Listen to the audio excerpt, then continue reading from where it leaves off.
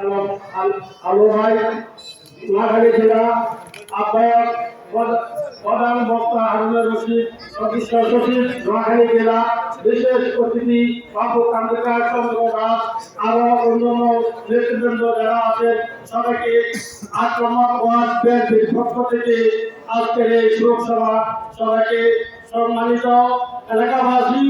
আপনারা জানেন ৮ নম্বর ওয়ার্ড বিএনপির সভাপতি গোপাল হাজি একজন অত্যন্ত ভালো মনের মানুষ ছিলেন, একজন ত্যাগী নেতা ছিলেন।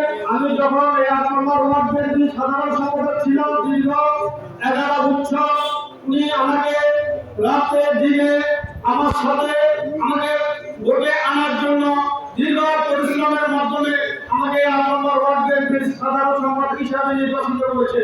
উনি আমার অত্যন্ত একজন ভালো মানুষ এবং বিএনপির নিবেদিত, এমনকি